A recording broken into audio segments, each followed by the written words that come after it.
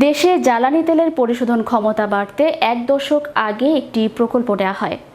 অর্থের যোগান সংকটের পাশাপাশি আমলাতান্ত্রিক জটিলতার প্রকল্পটি এতদিন ঝুলেছিল। সম্প্রতি ডলার সংকটের কারণে জ্বালানি তেলের আমদানি খরচ বেড়ে যাওয়ার পর প্রকল্পটি নিয়ে নড়েচড়ে বসেছে সরকার। বিস্তারিত ডেস্ক রিপোর্ট। ২০১২ সালে নেওয়া প্রকল্পটির নাম ইনস্টলেশন অব ERL-2। প্রকল্প বাস্তবায়ন খরচ ধরা হয়েছে ১৯,৭৬৮ কোটি টাকা। পুরো টাকাই বাংলাদেশ পেট্রোলিয়াম কর্পোরেশন বহন করবে। প্রকল্পটি বাস্তবায়ন করবে ইস্টার্ন রিফাইনারি লিমিটেড। প্রকল্পটি নিয়ে গত ২৪ আগস্ট পরিকল্পনা কমিশনে এক আন্তঃমন্ত্রণালয় সভা হয়। সভায় বিভিন্ন মন্ত্রণালয়ের প্রতিনিধিরা মতামত তুলে ধরেন। প্রকল্প বিষয়ে কমিশন বেশ কিছু পর্যবেক্ষণ তুলে ধরে, যার বেশিরভাগই প্রকল্পের বিভিন্ন খাতের বাড়তি ব্যয় নির্ধারণ নিয়ে।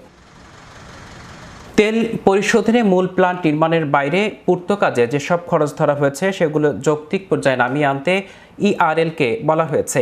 একই সঙ্গে অপরিশোধিত তেল আমদানির ক্ষেত্রে শুধু মধ্যপ্রাচ্যের উপর নির্ভরশীল না থাকার কথা বলেছেন কমিশন। তারা অন্য দেশ থেকেও তেল আমদানির বিষয়টি পর্যালোচনায় তুলে ধরে। কমিশন কর্মকর্তারা বলছেন, তেল পরিশোধন ক্ষমতা বাড়ানোর প্রকল্পটি বেশ বড়। এখানে অবকাঠামো নির্মাণ সহ বিভিন্ন পূর্ত কাজে যে খরচ ধরা হয়েছে তা যৌক্তিক করার কথা বলা হয়েছে। ERL-এর তথ্য অনুযায়ী দেশে প্রতি বছর জ্বালানি তেলের চাহিদা গড়ে ৬৫ লাখ টন। ERL-এর বছরে তেল শোধনের সক্ষমতা ১৫ লাখ টন। নতুন প্রকল্পের পরিশোধনাগারে সক্ষমতা হবে ৩০ লাখ টন। ফলে নতুন পরিশোধনাগার হলে ERL-এর বছরে তেল শোধনের সক্ষমতা দাঁড়ায় ৪৫ লাখ টন। এতে বছরে সাশ্রয় করা যাবে ২৪ কোটি ডলার। প্রস্তাব অনুযায়ী ERL-2 প্রকল্প এলাকায় উন্নয়নের সাময়িক সময়ের জন্য ৫০ একর জমি লিজ নেবে বাস্তবায়নকারী সংস্থা। জমি লিজ বরাদ্দ বাবদ খরচ ধরা হয়েছে ১০৫ কোটি টাকা। প্রকল্পটি বাস্তবায়ন বিপুল পরিমাণে কাঁচামাল আমদানি করতে হবে, সেজন্য ব্যাংক চার্জ বাবদ খরচ ৪৭২ কোটি টাকা ধরা হয়েছে। প্রকল্প পরিচালনা রক্ষণাবেক্ষণ দক্ষ কর্মী গড়তে বিদেশে প্রশিক্ষণের ব্যবস্থা রাখা হয়েছে, সেজন্য খরচ ধরা হয়েছে ৩৮ কোটি টাকা। প্রকল্প এলাকায় ভেতরে রাস্তা নির্মাণের খরচ ১২৩ কোটি টাকা ধরা হয়েছে।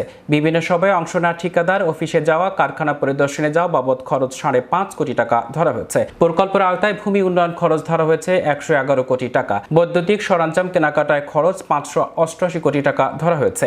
অন্যান্য যন্ত্রপাতি সরঞ্জাম কেনাকাটা খরচ ধরা হয়েছে ১০৫ কোটি টাকা। কাস্টমস শুল্কে খরচ ৪০৫ কোটি টাকা ধরা হয়েছে। মূল্য সংযোজন কর বাবদ খরচ ১,৫০০ কোটি টাকা ধরা হয়েছে। প্রশাসনিক ও আবাসিক এলাকার ভবনের জন্য টেস্টিং ও মান নিয়ন্ত্রণ খরচ ধরা হয়েছে ৩ কোটি টাকা। প্রকল্প বাস্তবায়নের ক্ষেত্রে বিভিন্ন খাতে প্রস্তাবিত খরচ বেশি বলে মনে করছে পরিকল্পনা কমিশন। এজন্য এসব খরচ যৌক্তিক পর্যায়ে পুনর্নির্ধারণ করতে বলছে তারা। জানতে চাইলে পরিকল্পনা কমিশনের সদস্য মোহাম্মদ এমদাদুল্লাহ মিয়ান বলেন, আন্তঃমন্ত্রণালয়ের সভায় আমরা বেশ কিছু পর্যবেক্ষণ তুলে ধরেছি। যেসব খাতে এখনই ব্যয় করার দরকার নেই তা কমিয়ে আনা কথা বলা হয়েছে। ERL-এর মহাব্যবস্থাপক রায়হান আহমদ বলেন, আন্তর্জাতিক একটি পরামর্শ প্রতিষ্ঠানকে দিয়ে প্রকল্পের ব্যয় নির্ধারণ করা হয়। তবু খরচ কমিয়ে আনতে পরিকল্পনা কমিশন থেকে বেশ কিছু পর্যবেক্ষণ তুলে ধরা হয়েছে। ইশতিয়াক হুসাইন, বিশ্ব বাংলা নিউজ 24।